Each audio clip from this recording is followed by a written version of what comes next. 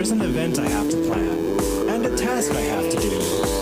I better stress of all the worst possible outcomes, and catastrophize, and prepare myself for all the things that will not happen.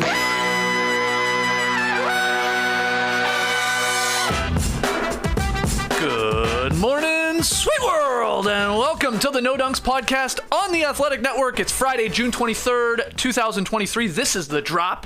I'm J.E. Skeets here in the Classic Factory, and alongside me, as always, Tass Mellis. Podcast listeners, this is for you. Next to him, it's the bearded one, my top shot hot boy, Trey Kirby. Hey-yo. And last but not least, over yonder, it's the apprentice, Eshwa Kid. How y'all doing? What's up, Esh? What's up, dog? Shout out to the stream team joining us live right now on YouTube. We love it. Hit the like button, subscribe, comment away in the stream team.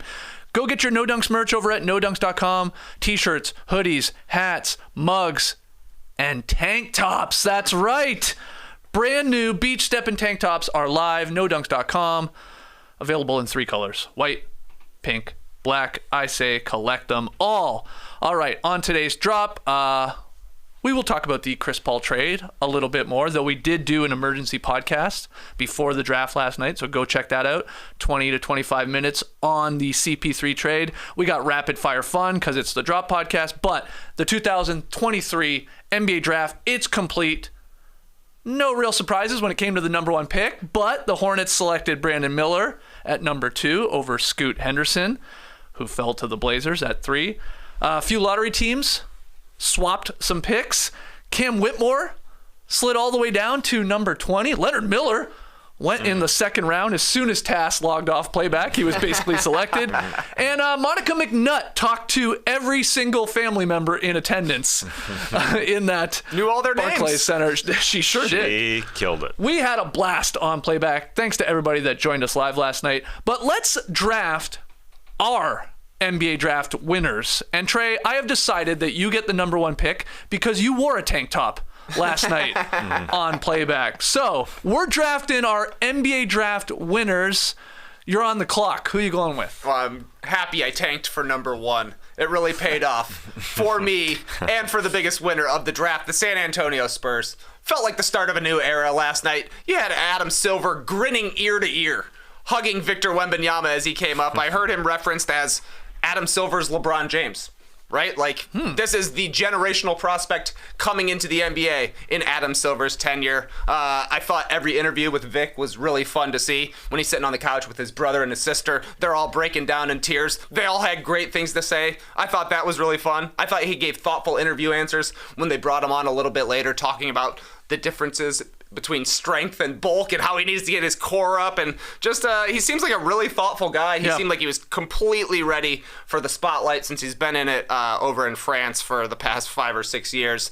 It just seemed really, really cool. They brought Jeremy Sohan up at the end of his couch interview. Sohan was looking sweet in the white suit with purple hair. It was the coolest moment in Spurs history.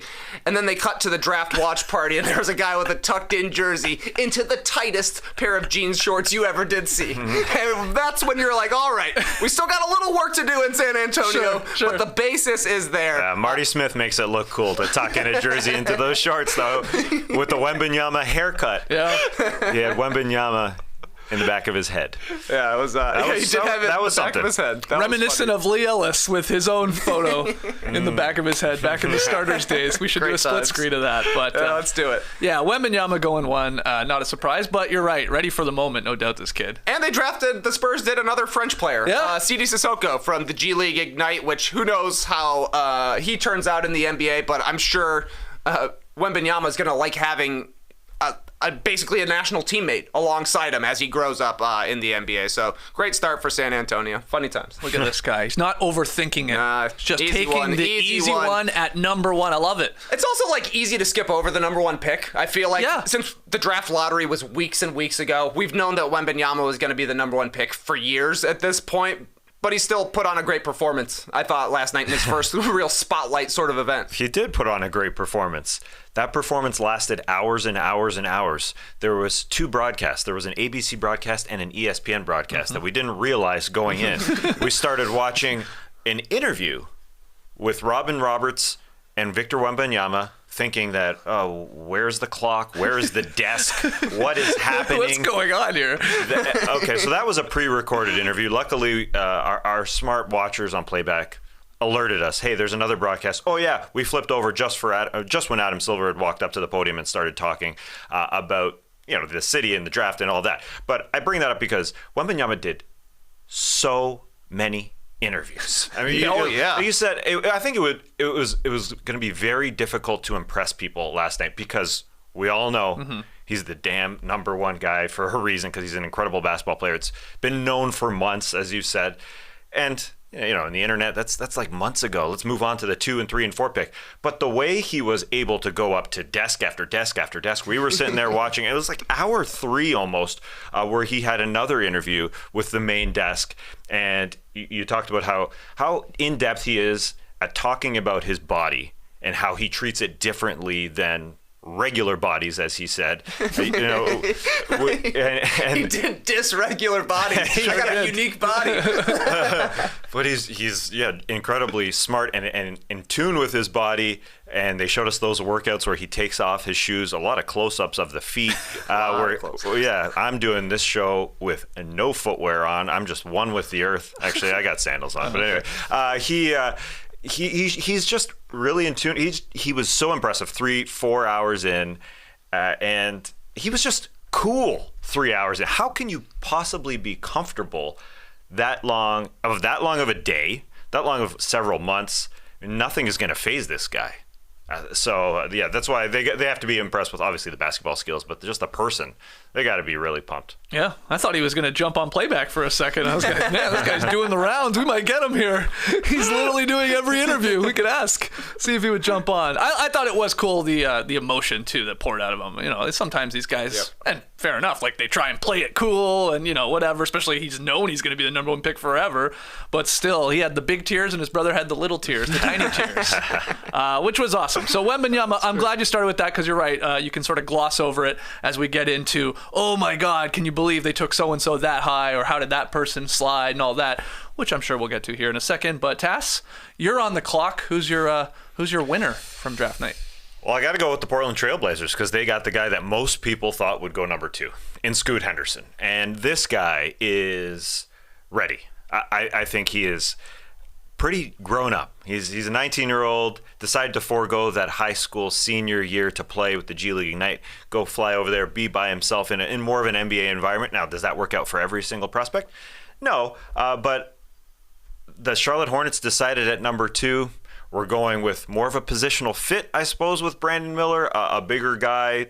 Maybe Scoot would somehow not get along or not play as well with LaMelo Ball on the floor, I suppose. But I would just say the Blazers got an incredible guy, and there was so much uncertainty going into the night with the Portland Trail Blazers. Are they going to trade Dame? What the hell are they doing? Well, now they have, regardless of what they do with Dame, they have some semblance of a future here with Scoot and Shaden Sharp at the very least in the backcourt, and you got to be pumped about that. And so we'll see what happens with Damian Lillard, but he's just a mature guy.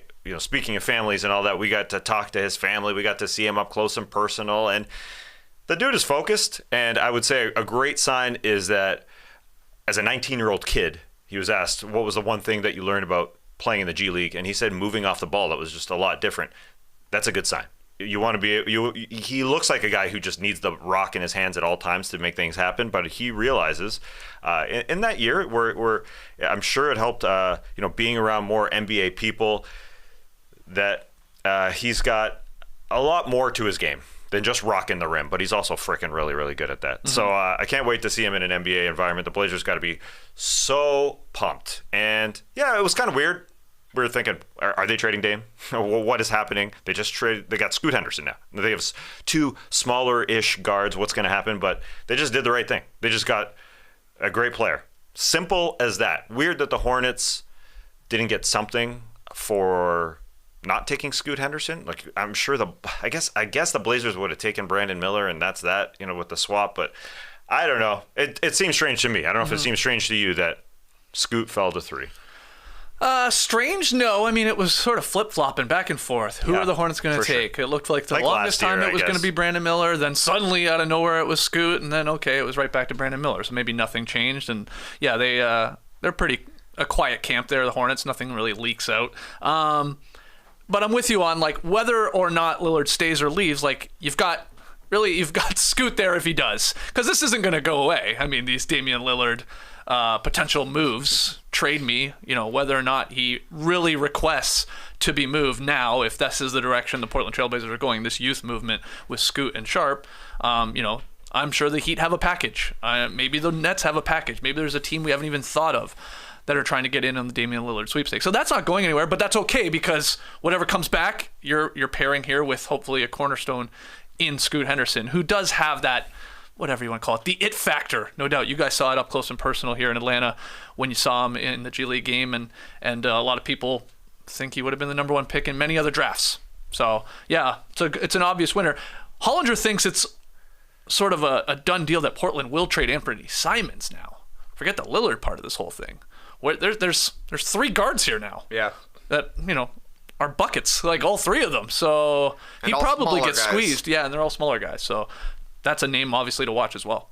Yeah, and obviously Simons has been in a lot of trade rumors since last deadline now, and he's going to continue to be in trade rumors just like Damian Lillard will. I saw Scoot says, for sure I want to play with Dame.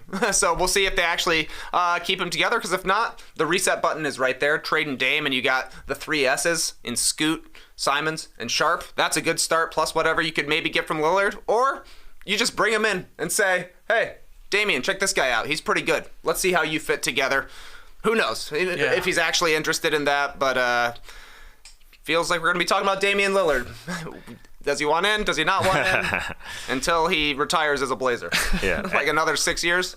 Yeah, and the Scoot acquisition, I was just calling him the Scoot. The Scoot makes it easier. The Scoot acquisition makes it easier to hit that reset button. And, yeah, the Simons move, it makes sense to deal him at this time. There's teams missing out on Bradley Beal. Teams are going to miss out on other guards. Simons has a lot of cost certainty, signed through the 26th season at a reasonable number. So you could see that being a move that they capitalize on and say, oh, we can get even younger. We can get more picks and reset it there. Yeah, the Charlotte Hornets and going with Brandon Miller, I wonder how much of that is just a positional thing, or do they really think that Brandon Miller is, the Paul George comparisons out there? I threw out the Otto Porter. I know Trey giggled a couple days ago, and I threw out the Otto Porter because it's a dirty comparison. But I mean, is he going to be athletic enough and fast enough at the NBA level? I can't wait to find out. When and if Damian Lillard says, get me out of here, is fascinating to me. Does it happen here soon? Or is this like you said, we start next season and then we do it all over again when we get closer to the deadline? I mean, it's not going anywhere. It's not going anywhere. and okay, Scoot, great addition. I'm sure he could play alongside Damian Lillard. They'd be fun, but nobody is saying the Blazers are like, oh my God, championship contender here. Like, they could still be fighting to get into a playoffs with the currently constructed squad. Totally. Even that bringing back Grant on his contract. Yeah. Nurk is their center. That's a huge question mark. So yeah, it's just, we're just going to be waiting this out until he's ultimately traded. I think, I guess we could see him be a Reggie Miller and stay with the franchise forever. I don't know. I think we saw some people reporting yesterday that he's actually maybe now gone to the front office and said, okay, I'm open to the idea. Whether you believe, who knows? Nobody wants to be the bad guy. Nobody wants to be the bad guy. Damian Lillard doesn't want to say, trade me, after I've been talking about 10 toes on the ground for the past 5 seasons. And Joe Cronin doesn't want to say, I'm the guy that traded Damian Lillard. Just trade him. If you think that's the best move, Lillard doesn't have a no-trade clause. They're treating it like he does because he's a legend of the franchise. Right. Joe Cronin could trade him at any time to any team he wants to. But he's being a nice guy about it.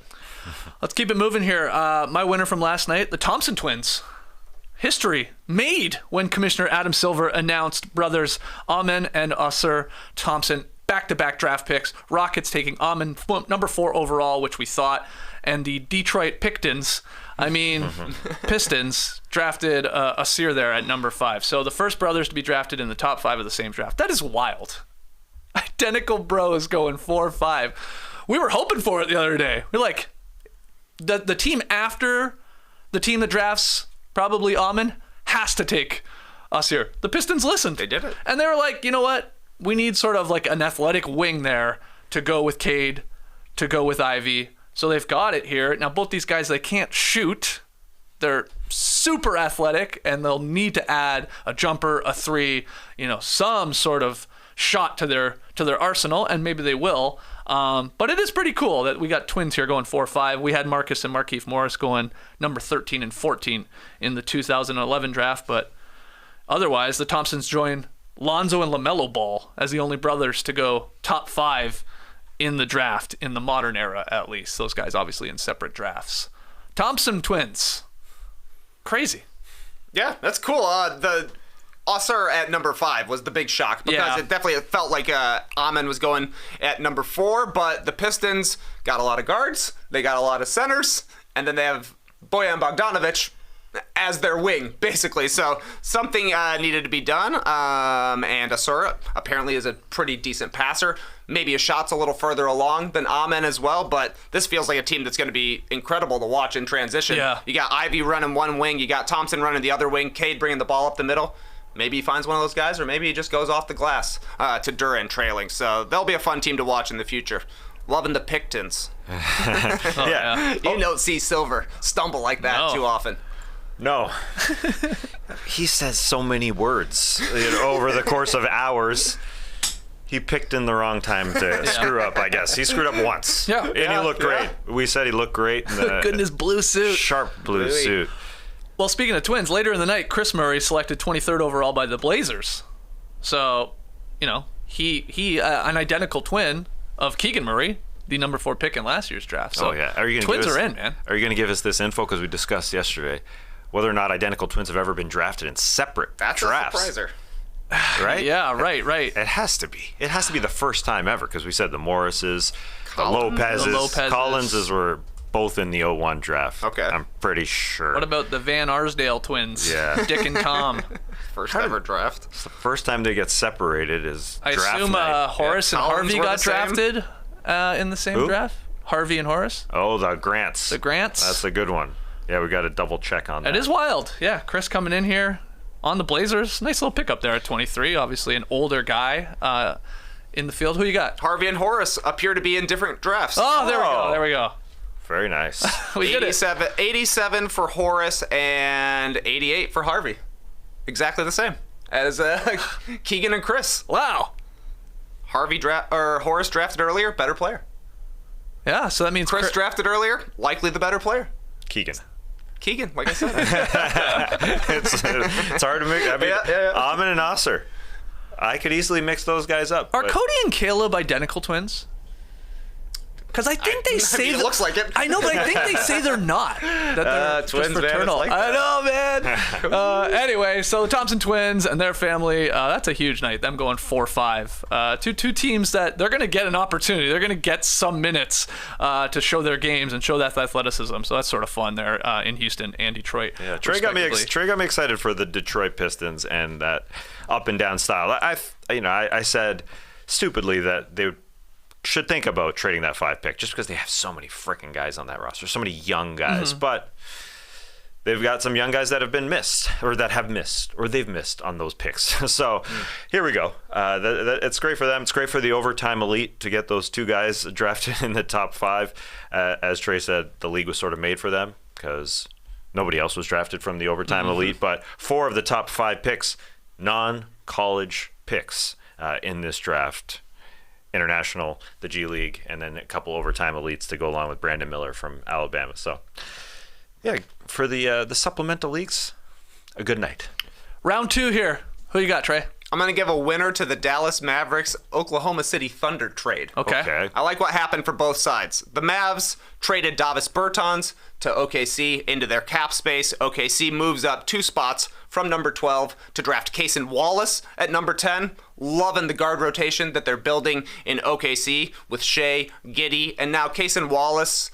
Maybe like a long-term backup point guard just because those 2 are the primary ball handlers, but with the size that Shea has, the size that Giddey has, they could likely go all three of them together. He gave a great interview. You can't teach dog. It's just got to be in you. Love to hear that. We had a lot of x-rays coming through in the stream team on playback after that. I think what the Mavs did was pretty solid business as well. They traded down from 10 to 12. They got off the Bertans contract, which was huge. And they still got Derek Lively at number 12, who they were mocked to get at number 10. So got a little salary cap relief as well, trading with the Sacramento Kings later. The Kings traded Rashawn Holmes, and the number 24 pick in this year's draft ended up being Omax Prosper into Dallas's trade exception that they created with the Bertans trade. So now Dallas is hoping that Derek Lively turns into Tyson Chandler. You heard him basically saying that on the draft. They also, I sure want Omax to become Dorian Finney-Smith, a wing who develops a three-point shot, becomes valuable to the team. They're going for role guys, definitely, but they're cheap role guys. We'll see if Holmes is able to do anything. He fell out of the rotation for the Kings last year, but at least he's an NBA player, a full-on veteran here, so he'll get a little run. But most important, the Mavericks now have their full mid-level exception. They got like $7 million extra to play with last night, so that's pretty huge.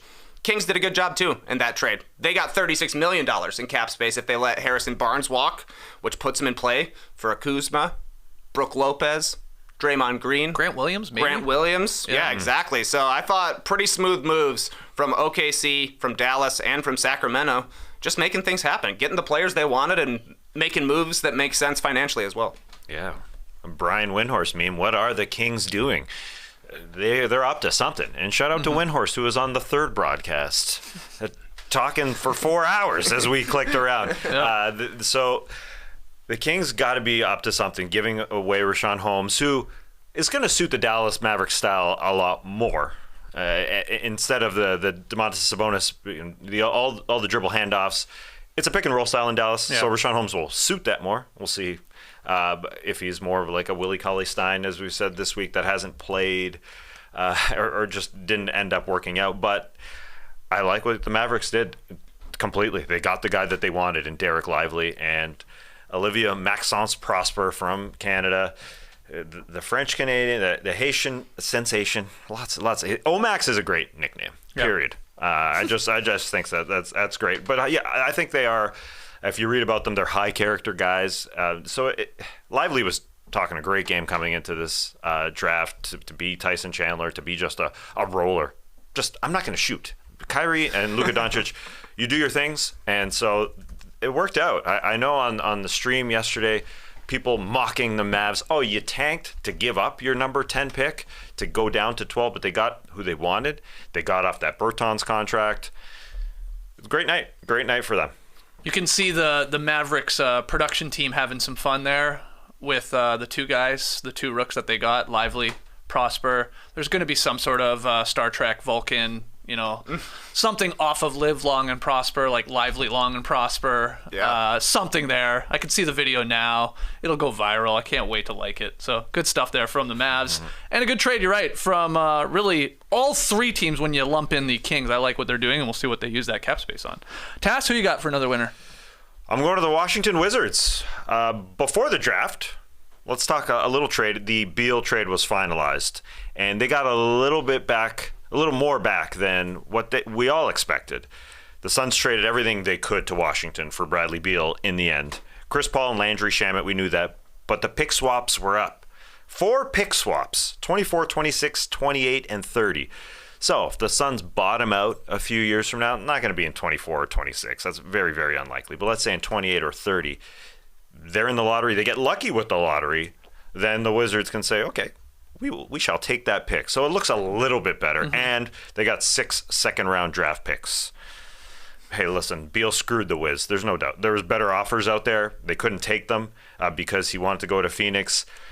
But in the end, it's a better package than we expected. And they turned Chris Paul into Jordan Poole and a first-round pick. So there's a first-round pick. There's swaps. And we'll get into that trade a little bit later. But let's get to the draft. The Wizards, their draft conductors are different now. I think we can look at them a little differently. We can look at them as the OKC sort of management, because those guys, Michael, Winger, and Dawkins, they're Thunder guys. And they could have played it safe. They could have got like Taylor Hendricks who's going to be awesome, that went to the Jazz, but they swung for the fences. They got Bilal Coulibaly, Wembanyama's teammate, and they traded up from 8 to 7 to go get him. He's not even 19. He's definitely raw, but he grew a lot last year in France. He wasn't Wembanyama's full-time teammate at the beginning of the year, but by the end of the year, he was starting in playoff games. He was one of those ball handler earlier in his life, but then he sprouted. Now he's more of a wing. He was asked, "Are you still growing?" He said, "I have no doubt that I am still growing." So that's a good sign, I guess. He's they're looking towards the future. High ceiling, low floor with this guy. They could have gotten a lot more safe. But yeah, that's a Thunder thing to do. Yeah, they're in the position with the way they're going with their franchise to take a wild chance on this guy who could suddenly be one of the best rookies from this class, or he could be gone in 3 years, 4 years. We never hear from him again. I mean, both are in play because he's so raw and so young. But they feel at least they're in a position that they can do this. Trey, you're nodding away. You think this is, at least for a franchise like Washington right now, why not take a stab at a guy like him? Yeah, exactly. Yeah. The perfect team to take a swing on a mystery man. It's like you don't know who's going to be on the team. The next time they're a competitive team, there's a lot of salary cap space, so who cares if we're getting them at 7 instead of getting them at 15. The couple of $1 million difference there on the rookie scale contracts does not matter to Washington, so just throw him out there. See what he can do, and maybe you've hit on the next Giannis. Maybe not. Most likely not, but right. But at least it's worth giving it a shot. Yeah, in the second round, they drafted a Serbian that's got a similar name to a current NBA player. And since we have a Jokic that worked out pretty well, let's mention Vukcevic. That's hard to say. Tristan Vukcevic, a 7-footer out of Partizan. And here's a little report by Ian Miller from the Draft Combine. He said, Vukcevic showed off a skill level few other big men of the non-Wembanyama category can offer, hitting spot threes, attacking closeouts, and making jumpers off the dribble. So you never know. OKC has got a stasher here. He's probably not coming over, but he looks like he's talented. So, yeah, the Wizards, they're playing Poole. They're playing Tyus Jones. It's going to be a weird year there, but they're looking towards the future, and it looks a little bit better than the initial Beal trade made it seem like. Another winner for me, the Utah Jazz. They had 3 picks in the first round last night, and I thought they prioritized potential because they selected 3 college freshmen. So they're not trying to speed up, their what's the word I'm looking for? Timeline in terms of winning right now. They should get better than they were last year, and they surprised a lot of us last year. But they took 3 college freshmen. UCF forward Taylor Hendricks at number 9. He fell in a lot of people's eyes, 2'9". He had a meteoric rise up the draft boards, incredible athleticism, 3-point shooting, defensive versatility. You can get pretty excited about him alongside Walker Kessler there as their bigs and their defensive acumen. They also took Baylor combo guard Keontae George at number 16. And then at 28, they went for high-scoring Ohio State wing Bryce Sensabaugh, who you really were high on, Trey, and he goes to 28. So I heard general manager Justin Zanuck of the Jazz. He said, we got 2 of the guys that we had in our top 10, players that we were frankly debating which one to take at 9. He's talking about Hendricks and George. And we ended up getting both of them. And that 28, we got a player that we had that we thought was going to go in the top 20. So I saw some people thinking they didn't have a good draft. I saw a grade D+ for the Jazz. I don't see it. I think I like all 3 of these. Again, even if one of these guys hits, maybe you're hoping 2. Will all 3 turn into all NBA players? Probably not, but that's what they can afford to do with 3 picks in the first round. And I like all 3. I think why not one of these guys really popping off? It'll probably be Hendricks more than the others, but maybe George or Bryce are those explosive scorers, and they have 2 of them, so maybe one of them turns into a star. So I liked what they did. Good stuff from the Jazz, in my opinion. I like all the guys they got. My only quibble would be getting Keontae George because they already have Colin Sexton and Jordan Clarkson. I guess Sexton's on a bigger deal for sure, but it's basically 3 of the exact same player. But I guess the Jazz just have a type. If you're a guard, you got to have sick handles and shoot the ball all the time. And if you're a big, you better be very tall and skinny, just like Taylor Hendricks is, just like Walker Kessler is, just like Lauri Markkanen is. They're going to have a front line that can shoot threes. We saw Walker Kessler lace one from the corner right after coming back from winning the team shooting competition at All-Star Weekend. I think he made one on the season, but I like to imagine it's there. But their front court of the future looks like they've got it, and they're still trying to figure out who's going to be the perimeter guys. So yeah, maybe George has a chance. Maybe Sensabaugh, a big scorer off the bench, something like that. The Jazz had a great season last year, but they're still in building mode. So take 3 first-rounders and hope that 2 of them are good. Yeah, and to speak to the backcourt that they currently have, we heard rumors that they were actively trying to move Colin Sexton, so that could still happen. Obviously, he could be traded. And Jordan Clarkson, we're waiting to find out whether he's going to opt in or opt out of his player option for only $14 million next year. So maybe he does with this free agency class and gets a bigger paycheck. So maybe he's not even with the Utah Jazz. So there could be opening there in the guard positions for a guy like George or, maybe even Bryce. So I think it'll work out for them. I'll go Utah Jazz. Good stuff. No D+ from me. At least a B. Hendricks gets you a freaking great grade, period. Yeah. He's going to be awesome. You mentioned the live long and prosper possibilities there. There's possibilities here with Chianti George as well. Some wine that you'll be sipping in Italy, I'm sure. A Chianti. So there you go. I Bars trust, don't stay in the open Jazz. long, though, in Utah. Or late. Or in Utah? Yeah, Yeah. I thought you were going to say Italy. But Oh, no, Jesus. We're drinking all night. Chianti, I guess. One more round. Why not? Winners. Who you got?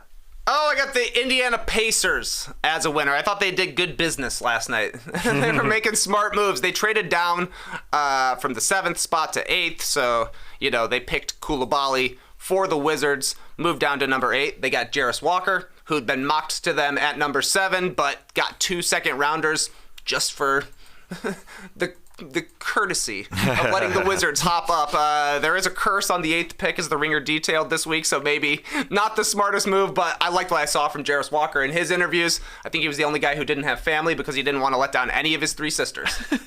Raised by 3 older sisters, could not pick 2 of his favorites. So I'm just doing it all by myself. Great vibes guy, though, sitting there on the couch. We did get the first, who? Moment from the Pacers, though, when they drafted Belmont Ben Shepherd later in the round. We're like, okay, who's this guy? Apparently he shot 40% from 3, so sign him up in Indiana because they're going to need shooters around Halliburton and Mathurin, and then Walker seems to be a decent passer as well. They also got a first-round pick from the Denver Nuggets earlier in the transaction period for letting Denver hop up to 29, and they took Mojave King late in the 2nd round. Who knows if he turns into anything, maybe just a two-way guy, but a little potential there. So I thought the Pacers did a pretty solid job getting the main guy they wanted and a few other little things here and there. I was very confused why they wouldn't let Jarris Walker's 3 sisters. There's only room for 3 people on the couch, they were trying to tell us. You couldn't put 4. Cannot do it. Now, I would have put a sister like on the edge of the couch. Sit on the armrest. Exactly. I don't get it. Even stand behind. Crouch down. They're barely talking to the second family member anyway. So It's true. We had a lot of dads leaning in last night. Huh? What are you saying, Monica? It was great. Oh yeah, Jarris Walker seems like a great dude. Great hugger. Best hugger in the draft. That was him, right? Well, yeah, he was a good hugger, but Leonard Miller, did you see the hug he had with Mark Tatum? Oh my God. Well, I think he's still hugging him. Oh my God. That was awesome. He was a great hugger. But Walker was a good hugger.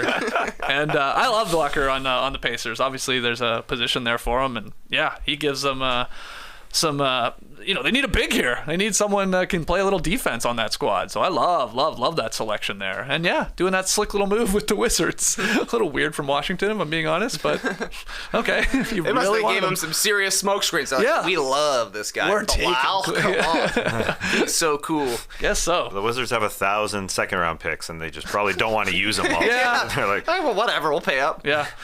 Who do you got for your final winner here? well, the Pacers made a trade with the Nuggets, as you said. The Nuggets wanted to get in, got that 29th pick. Strother from Gonzaga, Julian Strother, who is another 40% guy from three. You can picture him playing around Jokic. There's no doubt. Mm-hmm. And Gonzaga produces NBA-ready players. We talk about guys like Christian Brown. All they do is win, win, win. Gonzaga is a team that always gets there, always produces guys. And this guy could fit the bill with the Nuggets. He is a shooter off movement, off catch and shoots. He's got a floater, actually. He feels kind of NBA ready, and he's played in a lot of big games. He played in 2 NCAA tournament games at Ball Arena this past year, so he's ready to step in there. Familiar with the sight lines. Sure, yeah. Shout out to my DNVR guys who notified me of some of that. That he also had 7 games last year in double-digit rebounds. That feels like a Nuggets type quality right there. You saw what guys did in the postseason. He had a 40-point game last year. So Strother has at 6'7", 40% from 3. They're looking at guys who are maybe don't have the highest ceiling, but they just know who they are. And a little bit older, he's a junior, excuse me. And the best thing I found about him was that after he got drafted, Nuggets had a little draft party. He put on the NBA champions hat already, which is kind of cool. The huge Nuggets hat. So he's into the culture. And then they made a couple other picks. Jalen Pickett from Penn State is like a 5-year senior. Again, older guys. Yeah. That's what they're doing here. Because they'll need those guys to fill out the roster. Yeah. Like we've talked about, with all their money to their superstars, you're going to need these hits. Like late in the first round, early second round picks are like even more valuable that you get 1 or 2 of them right, because you're going to need them on the roster at a controlled, cheap cost. Yeah, in theory.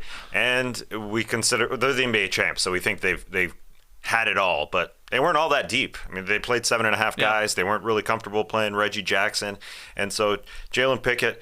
Here, listen to these comps. You don't hear these comps very often. Okay. Andre Miller, Mark Jackson, the butt of Mark Jackson, Kyle Lowry's butt. It's just a weird. Actually, I think the DNVR guys told me that I think they call him, his nickname is like Booty Game or Booty Butt. He hates it though. Okay. So that's going to be gone in the NBA. But anyways, it has booty in the name. It's got several booty. Yeah, it's all booty. Themed nicknames in comparison. No, it's just one, but I forget what it was. It starts with booty. But it's, when you say it one way, it means you're crap. That guy's booty. Or, he's got a big booty. I guess that's how he plays. He's 6'4", and so who knows? He's stout. He's All-American, Big Ten guy. Again, guys who are polished but maybe don't have the highest ceiling. Right. And then they took Hunter Tyson, who I'm not even going to go into. But 3 picks. Yeah, taking a flyer and hoping they have guys to work around Nikola Jokic, really. All right, my final winner. Just quickly, a little love to the Heat getting, obviously, the most Heat culture guy there is. They took Jaime Jaquez Jr. there at the 18th selection. Everybody knew that was going to happen. Everybody's like, yeah, he's perfect for them. You see the highlights for this guy. It's like Jimmy Butler 2.0 and his UCLA highlights. So they just didn't overthink it. They're like, okay, we'll take him. Great. I love Leonard Miller, like I said, hugging Mark Tatum. Hated to see him slide all the way to the second round. Wasn't a fan of that. Steal of the draft. The Wolves, actually. I guess the Spurs drafted for the Wolves, so he's on Minnesota, Leonard Miller is. But the real winner of the 2023 draft, dick jokes. So many dick jokes last night because the Raptors took, at number 13, Grady Dick. And, man, I love this kid. This kid is an absolute weirdo, and I am all for it. He is a goofball, and he leans into it. Now, the Raptors desperately needed to address outside shooting. I mean, they are bad at it. And Grady Dick, by all accounts, is maybe the best in the draft when it comes to the 3-ball. He shot 40% on nearly 6 attempts per game. Finished second in the Big 12 with 83 made threes. So the Kansas wing is on Toronto. He's wearing the most insane suit. I know we have a photo. I'm sure you've seen it by now.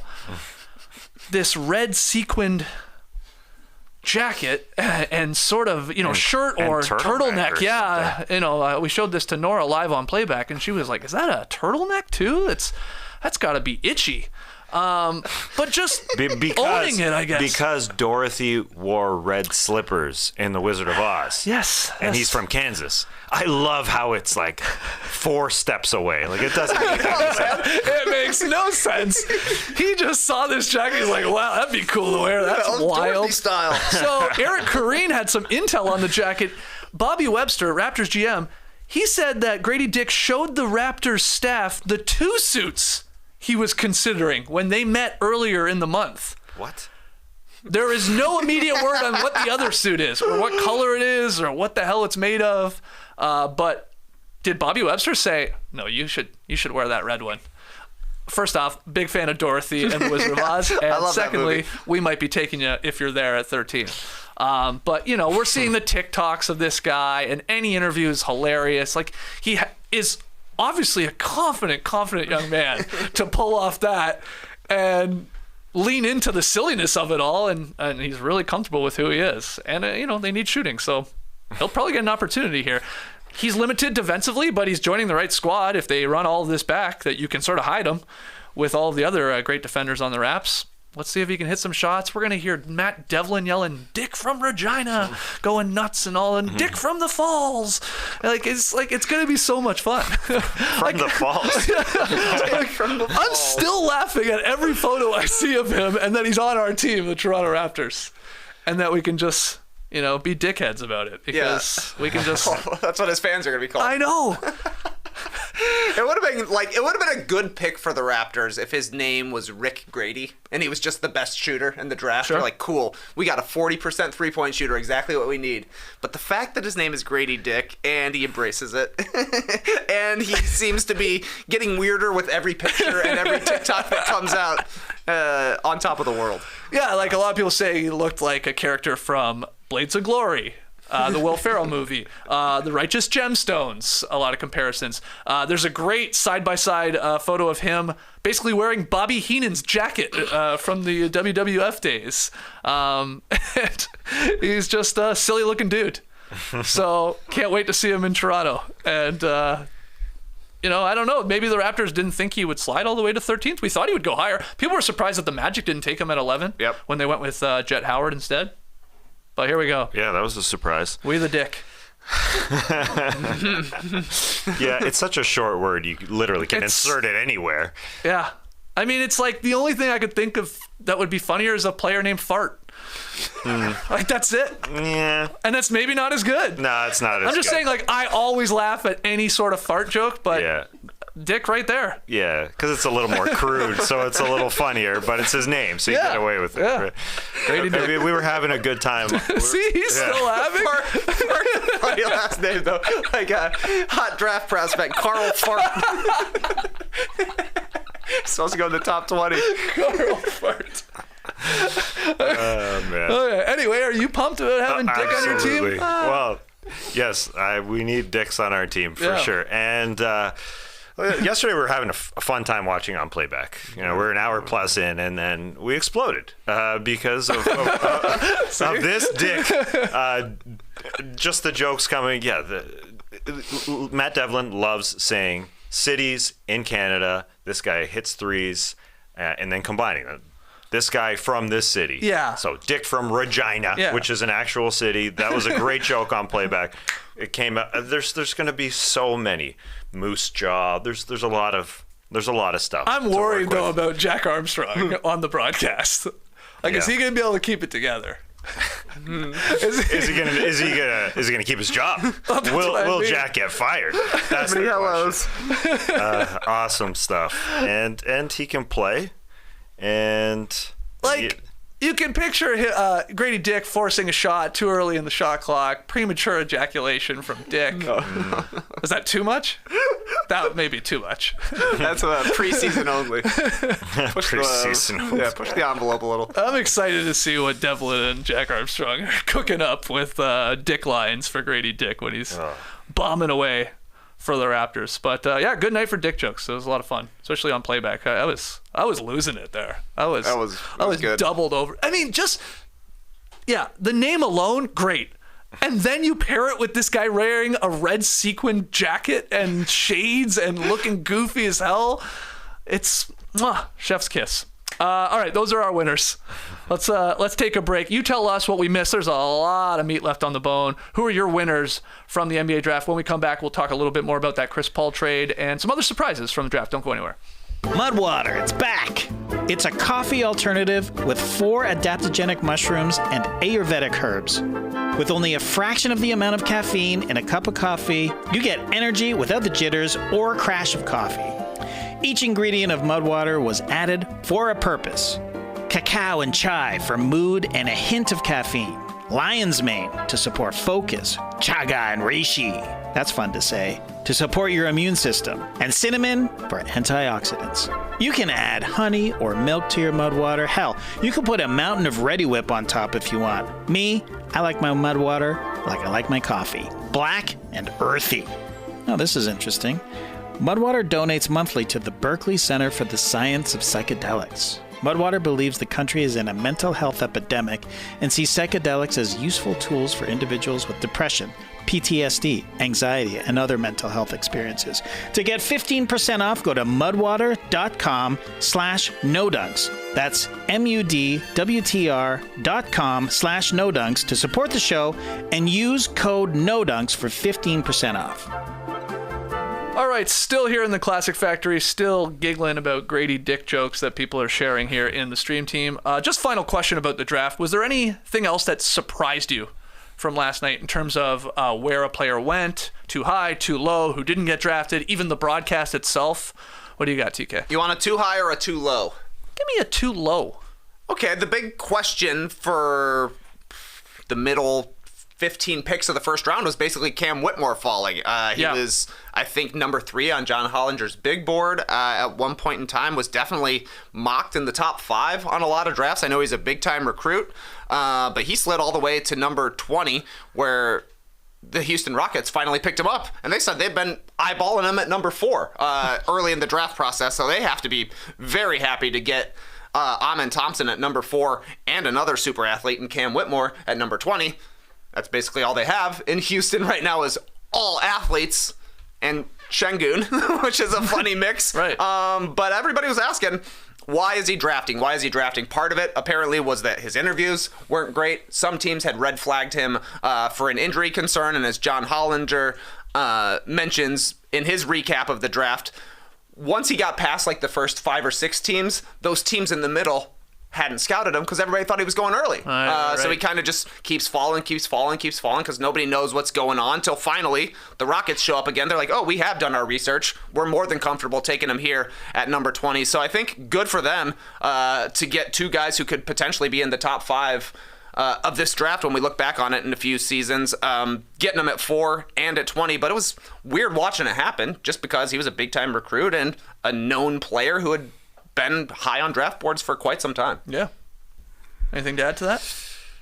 Yeah, surprising. Woj throughout the he didn't have great interviews during the pre-draft process, which I guess could have been part of it, but yeah, he was upset. He appeared sad, but the Rockets got to be ridiculously happy. Yeah. Totally. Leonard Miller sliding as well. He wasn't projected to go anywhere close to even the top 10 really, but his highest potential pick was, in the low lottery, but to see him go all the way to 33 where the Timberwolves made a trade to go get him. Hey, the Timberwolves, you're smart. What are they doing in their front court for the future? I mean, Leonard Miller isn't necessarily a guy who's going to step in anytime soon. But they've got Gobert. They've got Towns under contract. Naz Reid is a free agent. He was in their camps as they were working out players. I said that was tampering. I mean, you've got the front office right there talking to Naz Reid, I'm sure. But what are they doing in the future? Does that mean anything? Doesn't mean anything, or did they just draft a guy who had the longest hug of the night with Mark Tatum there, who, has got a lot of talent. I mean, there's no doubt about that. Who was your too high? Jet Howard. That was the big question mark. Him already? Yeah. Going number 11 to the Orlando Magic. They took Anthony Black earlier in the night at number 6, which, a little strange because we were talking about, it seems like the Magic will be wanting to add shooting with one of their draft picks, which is why they went for Jet Howard at 11. Everybody thought that would be the Grady Dick pick right there because he was known as the best shooter coming into the draft. I guess maybe you're thinking a little more size with Jet Howard. He's at least a bigger, bulkier guy compared to Dick, but that one seemed like a reach to me. But when you've got 2, I guess the second one you're just like, we're taking the guy we like. Doesn't really matter where it is, but feels like they could have traded down. Maybe gotten another asset or something there. So that was a confusing one. Yeah, and they've got decisions now with their backcourt here, too. Like, obviously, selecting Black, and you've got Cole Anthony, you've got Fultz, you've got Suggs. There's a lot of similarities across the board there with some of these guys. So I wonder if they move one of them, possibly like a Cole Anthony or something like that and get something in return. But, yeah, Black and Jet Howard for the Magic. in a lot of the recaps I've seen, not the highest grades for that combo Yeah. at 6 and 11, especially like the Jet Howard there at 11. A lot of people thought that was a little too high, but he's got the pedigree. Juwan Howard as his dad, as pops, and we've seen more and more of that, don't we? Players that were sons of former NBA stars in Juwan Howard's case. Do you have a surprise from last night that you want to touch on, Tassie? I mean, other than Leonard Miller, I thought Anthony Black's hair would be the sort of the highlight. Guys just letting their hair down. There's a lot of hair. And then, I was happy with that. And then Tough to put those hats on. Yeah, for sure. It just, there's sort of, what was also weird was the snapback hats that the guys were adjusting. Why not set it to the biggest setting and then you could put it on as easily as possible? But they had to adjust. It looked like they came fresh out the box and they were just like, at the regular setting. Every guy was adjusting. Yeah, I feel like leave it open. Leave it Let open. it go, and then you can custom fit it to your own head. Interesting. Yeah, it's a good call. But anyways, the guys were letting their hair down, which was really nice. But then Grady Dick came and stole the show in terms of the giggles and the looks. And I guess the surprise was Grady Dick not wearing red slippers. Like, right. That'd be a little too on the nose. Oh, okay. That's where he draws the line. Was he wearing? What shoes were he wearing? I guess we didn't see a lot of shoes. He must have been wearing Christian Louboutins because I saw him showing his red bottoms. Yes, he did say that. Yeah, he did say that. Oh, so there was some red. Yes, I guess there was. I looked into other movies that took place in Kansas, trying to figure out what this other suit could be. A lot of people say Smallville is in Kansas ever since the 1986 reboot, so maybe he had like a Superman sort of deal. They're like, I don't know, Grady. Wear the sparkly red. Okay, yeah. As far as surprises are concerned, the draft was fairly uneventful, right? There was not crazy, whoa, picks. Like, really, in the top 10, Bilal Coulibaly going 7 was like not even that crazy because he was sort of rising up draft boards over the last couple of weeks. Maybe it was a tiny bit of shock that the Wizards were taking him with, the 7th pick that the Pacers had, and there was that little swap. The rights there were changed, but yeah, otherwise the biggest names traded last night were Davis Bertans and Rashawn Holmes. So, not blockbuster names that we thought maybe was going to happen, especially with the Chris Paul trade earlier in the day. So that was a bummer. What do you think of the broadcast? I know a lot of people have opinions on it. We were a little confused. We were watching ABC to begin with. We were like, what's going on here? It was not feeling like a draft. And then people were like, yeah, jump over to ESPN. They're actually doing your more like basic, the pick is in, and here's like sort of the countdown sort of, and we'll talk about the players. So we went to ESPN. We watched a lot of that one. But then we would flip back to ABC and it would be like 5 picks behind what was going on. That was really weird. Like they were trying to do more of a show on ABC. I don't know if that's the way to go, but any opinions from you guys on either of the broadcasts, the telecasts? We didn't get the real full feel of the ABC broadcast. Have they done that before? I mean, I guess they wanted to put something on network television to get more eyeballs, but I don't remember an ABC broadcast where, it was a lot of Stephen A. Smith and Fat Joe coming on for a while. What's up? What's going on with that? The fact that they're 5 picks behind was really strange. I guess that was part of the thinking with Woj not tipping his picks at all this year. Like we want everybody on watching the television, but Shams took care of that business. He did some tipping. Not every pick. He didn't know Grady Dick was coming. Nobody did. But I guess it was more of a human interest story. Yeah, that's what it felt like on ABC. Yeah, and more basketball-y on ESPN, which I thought they were awesome actually. You liked the ESPN? Yeah, I thought they were really good. They were on the nose. They were on point. They're just really solid. I could have turned the dials a little bit more towards basketball on ESPN. I did like all of the family interviews, but I would have liked to see more highlights and more big boards. Just a little bit more. Yeah, that's fair. It was also, they had a weird pattern going where the guy was drafted. We saw him stand up, shake hands with 20 people. There was almost too many people at their tables. That was going to be my next thing. The tables were too long. I know. Go back to these type of tables. It looked like a banquet. And with instead of the round tables where it looks like a fancy award show, and then the fact that you got these long tables, we're talking 20 people. Yeah, they were a lot for each, rather than 10.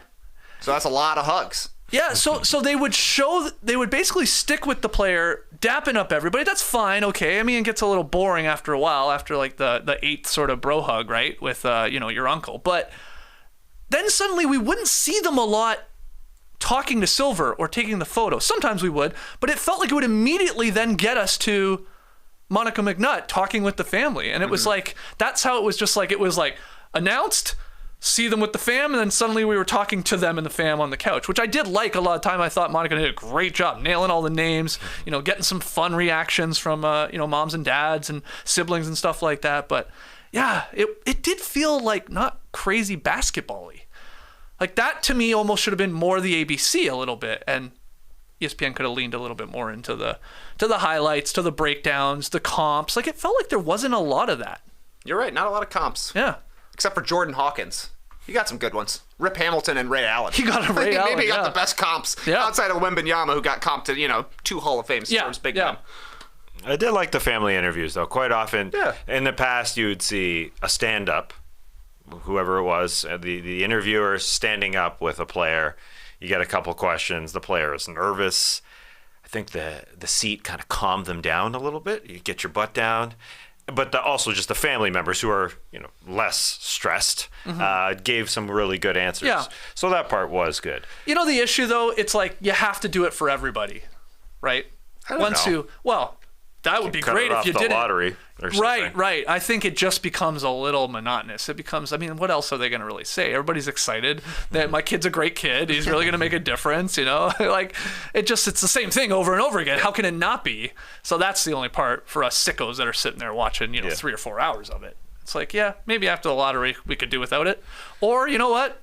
Oh, Grady Dick, he looks like a character. Let's talk to him. Man, just pick and choose. Pre-draft interviews with parents to see if they're going to be able to have on the couch. It's like a combine. We need a combine for their interview skills. Dad's got great answers, but Mom seems a little nervous when the spotlight's on. That's true. I'm looking at Grady Dick's face right now. This is great. Just brighten my day. Still making you giggle. Anything else? Any other notes?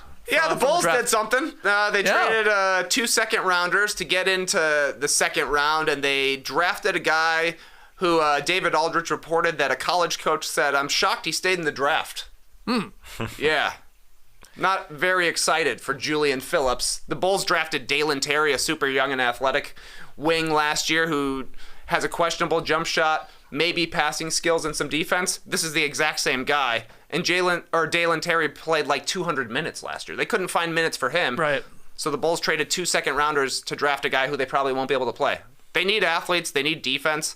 They need shooting. But, draft a 21-year-old and not a 19-year-old then, I would think. So that was weird to me. I also thought it was weird the Hawks going after Kobe Buffkin. I like the pick. I think he's a really good player.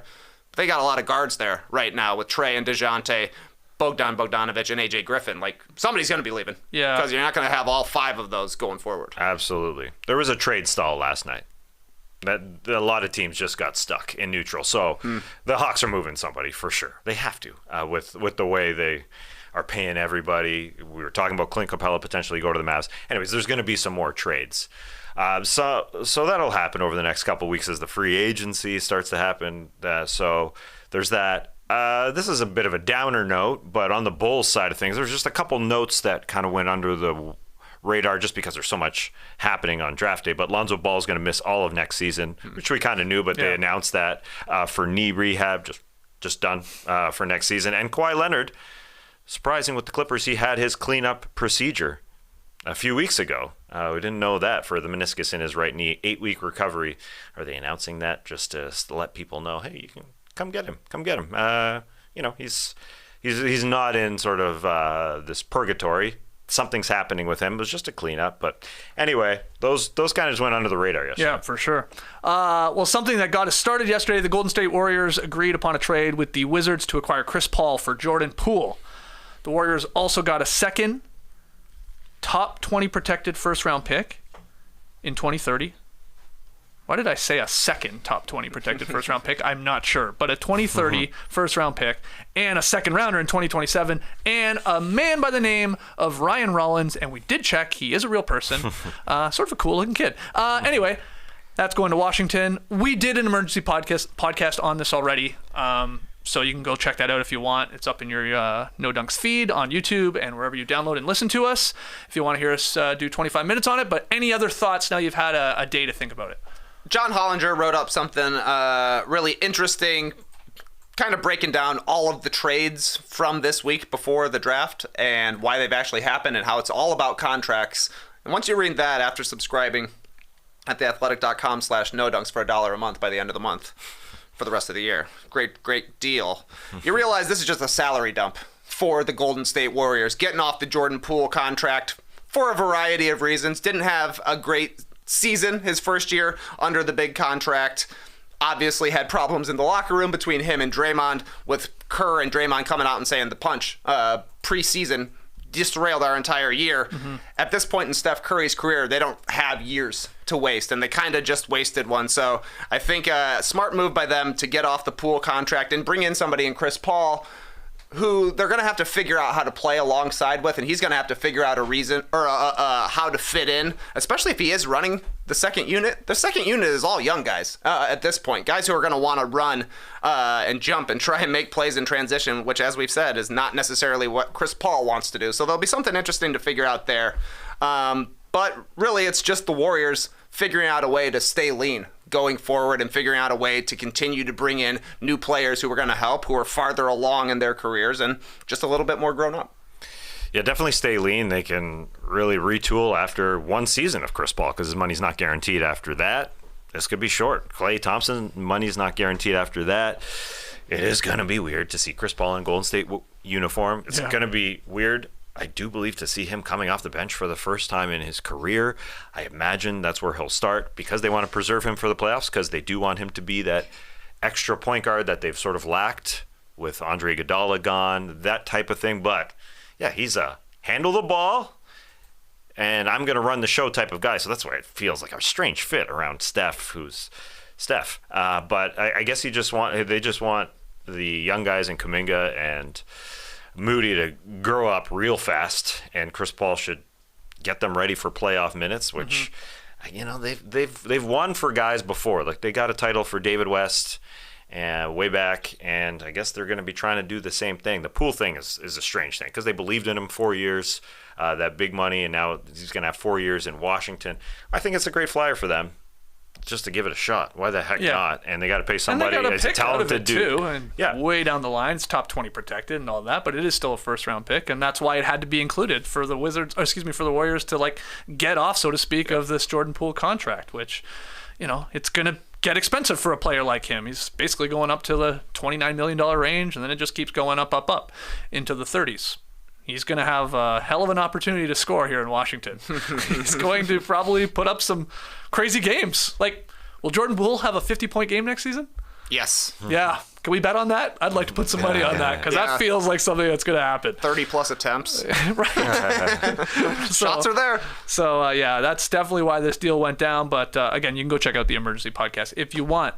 Let's start wrapping this bad boy up, though, with some rapid-fire fun. We're going to bring JD in. He's got the questions as Esh continues to run the show. JD, what do you got? Yeah, guys, there was a story making the rounds this week about a guy who has never played basketball in his life, and he entered this year's NBA draft. The lifelong Miami Heat fan had the patience to read through complicated legal documents and fill out a bunch of paperwork, and bingo bango, he's in the draft. What's something you want to take part in that you have no business taking part in, Skeets? I would like to be a judge at the 2024 Paris Olympics for the new sport of breakdancing. Is that real? Yes, this is absolutely real. This is going to be a real event. Breakdancing. Breakdancing, 2024 in Paris, right around the corner. And I have no business being a judge, taking part in it. Though, every couple of months, I fall down a weird Instagram rabbit hole where I just watch a bunch of breakdancing videos. And I know what I like, and I know what I think's cool. Why couldn't I judge it? So there you go. What could even be the requirements? I think it's, I believe it's teams. So I'm sure a lot of choreography. It's really, when you think about it, we have synchronized swimming. True. Yeah. Pretty damn similar. Just remove the water. Yeah. Remove the water. Remove the water and do actually way cooler things. I don't want to upset synchronized swimming fans. It's not for me. I'm sure it's very difficult. I couldn't do it. I know they're freak athletes, to hold your breath like that and spin around. But anyway, it's similar to breakdancing, I guess, is what I'm getting at. Why not? Sure. I wonder if there'll be any crossover, like Shaun White was great at snowboarding and skateboarding. Yeah. You got to be able to have arm strength for synchronized swimming and for breakdancing. When you do that move, when you catch yourself on your arms, your whole body's hell up. yeah. Sick move. That's a 10. I see some gymnasts being able Yeah, to do that, sure. throw that ribbon around. Yeah, You know, while you break dance. Yeah, of course. Well, there you go. Yeah. This is going to be big. I think people are going to love this. Seriously. I'm in. I just heard about it right now. These men and women can do Oh my is God. nuts. Yeah.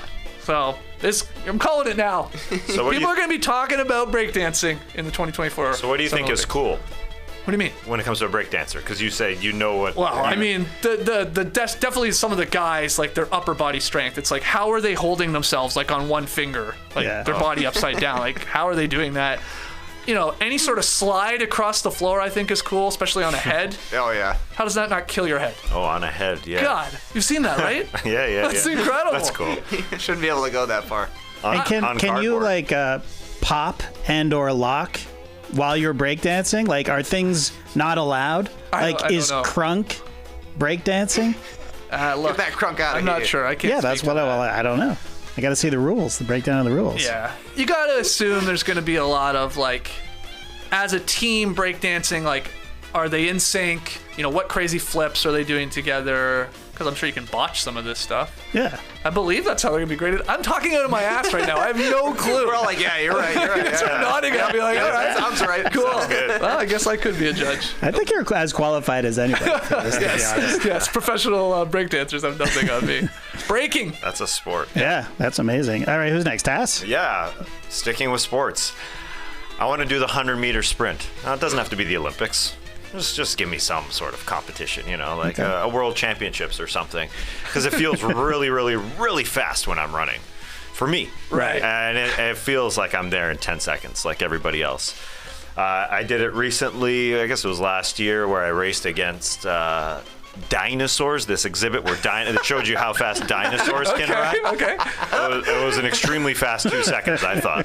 But the videos appeared very slow. But anyway, it's the most exhilarating feeling. Sprinting for 10 to 45 seconds. I just want to do it. Put me in a Sounds like you want to have a street race with old skates. We can make that happen. Sure. But people have said before, and it's a great idea, in every Olympic event, there should be a guy like Tass Mellis. There should just be a normal dude, Yeah. just to really put it in perspective of how fast, strong, how athletic these men and women are. I think it's a great idea. Like, there should agree. be an extra lane in the 100-meter sprint just for you. Yeah. Tom Cruise. Put Tom Cruise in there with his chop. Yeah. Good guy. This chop, yeah. And then, like, 1 year, somehow, like, that average Joe Blow would win. makes it, Yeah, yeah. it'd be a miracle somehow. Like, all the other sprinters trip and fall. Yeah, it's like that Australian skater. Yeah, that's right. Yeah. Speed Google it, skater. Stephen Bradbury. That's right. Great idea. A break dancer beside the good break dancers. Yeah, me, Brody. We'll put Brody in. Our buddy Brody sucks at it, but he sort of can do things. You know what I mean? Yeah. He knows what the moves Yeah, are. sort of. He does a bit of moonwalk, a robot, Yeah. and then that's it. Yeah. Trey. Yeah, TSA clear and TSA pre-check. I would love to have them. I know I could pull it off. I could meet the requirements. Yeah. But the only time I ever think about it is when I'm at the airport and I'm like, oh man, I should have done pre-check. Just waiting there in line. Well, too late now. That's how they get you, man. You're only supposed to do it at the airport. Who's trying to be at the airport earlier? No one. Yeah. But that's why you need to get it, so you don't have to show up early. It's tough. They plucked me out of the line last time. Clear did. They're like, you want to try a free 2-week trial? Oh, yeah, It was you when we always were see on our those way. people. Yeah, Claire's marketing I was like- hardcore right now. Yeah. I was like, hell yeah. And I got through really quick, and then I used it coming back, and they charged me, so I got it. I've got clear now. What is it? A monthly fee or? No, it's a yearly fee. How much? I think it was $200 or something for the year, and I think you can put your family on it too. What's the one? What's the Pre-check's one? way cheaper. Yeah. Yeah. It's like 75. What's the one to just go to Canada? Is that Nexus? Nexus. Yes. I'm on the waiting list for that one right now Nexus, to yeah. eventually get it. How long does it take? How long does it take? Oh, so the pre-check. I think pre-check's the way to go. Okay. Clear's good. I like That's getting fine. my I don't know. eyes scanned. That's fun. Yeah. You have all these then? Yeah, unfortunately. Not all. Fly that much. No. Well, no, I got signed up for a family one for Clear. Okay. But I Yeah. did the pre-check. Yeah. Pre-check's sick. You just have one day. You just got to go to an Office Depot or Staples or something, and do a little interview, and then you're set for life. With the Staples guy? Yeah, the Staples. They have like an employee. In it. It's like going to a Whole Foods where there's an Amazon thing. Yeah, There's yeah. like a TSA pre-person Oh, in wow. a Staples. I gotta Amazing. do it. Yeah, $75. Get to go to that line. Keep the shoes on. Oh, man. Keep the shoes on for that's- $75. Well, that's huge. That's worth $75 right there. Very That nice. is worth it. I would almost pay $75 per trip to keep my shoes on. No, I wouldn't. I wouldn't at all. Okay, next one. Victor Wembanyama is the coolest guy to enter the draft in a long, long time. One of the coolest or weirdest things about him is that he's very good buddies with Michael Douglas, the 78-year-old movie star. Guys, who's an unlikely celebrity you'd like to be friends with? Skeets. Dame Helen Mirren. Yeah, same. Queenie. Her most famous role. I don't really have anything more to add to it. I just thought that would be an unlikely celebrity Say for no me more. to kick That's it all with. you need. Yeah. But she'd probably be a fun hang. Seems like Hell yeah. Yeah. Absolutely. All right. Helen Mirren was in unlikely connection here, like Fast and the Furious or That's something. right. That's Queenie. Oh, that's why she was Queen. Yeah, But she's also the queen. Yeah. she plays So the I can queen. see why Yeah. that's confusing. Well, yeah. Well, I make that connection because I'm forcing a rock relationship with myself. Oh, okay. Okay. Why the hell not? I need his action figure to complete my WWE action figures Right. from when I was a child. I've got them all basically, other than The Rock. So they're impossible to find, but if anyone has it, The Rock does. So got to be friends with him. Okay. That's not that unlikely because Well, he's you're The a Rock. wrestling fan. Not We do really. a No, I'm not. podcast about No, I'm not. the fast. Aren't you? No. You have action figures. Yeah. He was. I kept them. Yeah. Still. When he was a kid. I did not take the offer for $5 an action figure. Wow. Look at me now. But you're talking about I still those have ones 30 pieces of junk in my house. those like hard plastic ones we've talked about before, Yeah. but they didn't have a rock I back don't know. in those. I don't. He wasn't I there. know. I'm Yeah. forcing this answer. Okay. But, they probably have the little stretchy one. Oh, yeah, there's Stretch, definitely- stretch Rock Armstrong or whatever. Or he can stretch his arms. I used to have the ones I played with in the tub all the time. Thumb holes? The thumbhole ones. Oh, yeah. I got a couple of those. I had a junkyard dog. I have him. Look at this guy. Yeah. I had, I'm not a wrestling fan. I have him. Who else? Mine are filled with water because I use them in the bath. Was there an Iron Sheik? There's Rest a in Hogan. peace. I think there was. Yeah. Anyway. Well, crazy. All right, Trey. It was my dream in high school to invite Tom Green to my graduation party. Dream big, buddy. Invite all your friends. You send the invitations, but I don't know, maybe you order 100 invitations, so you got 90 left over because you don't have that many friends. So maybe you think I'll mail one to this guy on TV. He'll show up with a box of Undercutter's pizza. How cool would that be, though? Just like that's the one thing I ever wanted was for a random celebrity to show up at my graduation party. Like Tom Green walks up and be like, "You guys are friends?" yeah. We go way back. Since the planking days. You guys could be friends. Yeah, that one I feel like is the most realistic. We of could all make three. that happen. Yeah, he's not at the peak of his powers right now. Yeah. I see a lot of clips of him just hanging out on a farm. I just gotta find that farm. Wonder if he fishes. You guys could go fishing together. Great, that's a great question. I haven't seen any fishing clips, but he's got a dog. Oh, nice. Tom's gotta have a dog. Tom's gotta have a dog. Find that farm. Make it happen. Farm. Sounds like a show.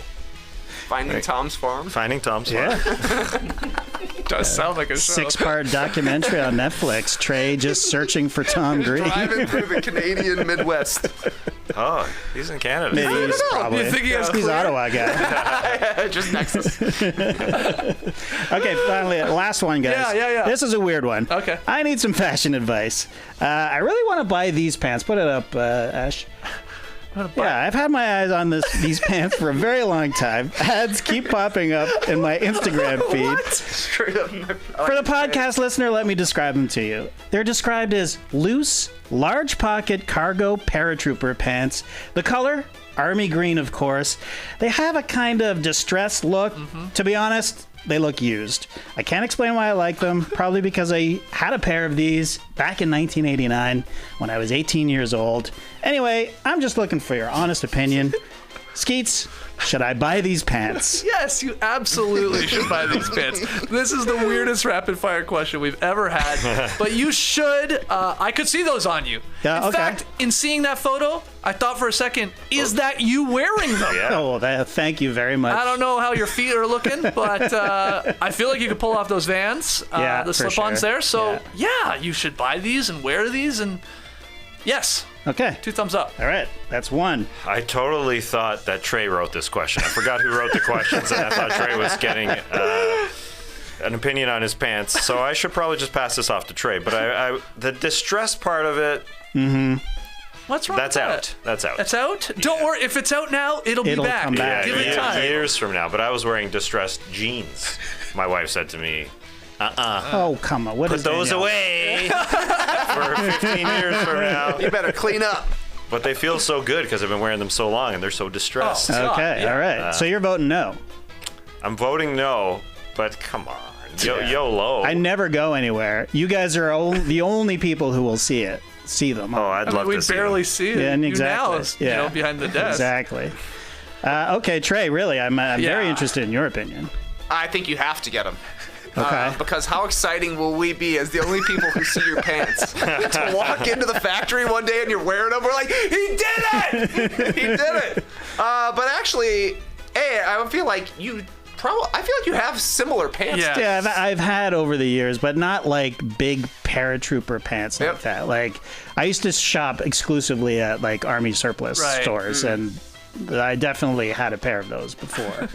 So they're just making me think of my youth, I guess. Yeah. Yeah. But I don't want, like, I'm a 52-year-old man, like walking around with like I showed them to Jackson. He's like, those are fire, and I'm like, okay, well you're 15. Am I gonna look ridiculous? Like, Yeah. am I just getting a fedora as well? You know, like. Am I Brian's hat. You want some safari flats? Safari flats. Fedora. Ash, JD. you got an opinion on? Oh, sorry. Go ahead. Oh, I was just gonna say, 84% of people right now say yes. Oh, To okay. pants. I think they Say suit. yes I to think they pants. suit you for sure. All right. I mean, how much are they? They're not that much, like $60. Oh yeah. Yeah. Get those pants. Okay. Ash, you got an opinion? Yeah, just go ahead and get them. Okay. I like them a lot. 100%. Okay. Those They're pants. really nice. They Well, suit that's you. great news because I already bought them. Oh, yeah, sweet.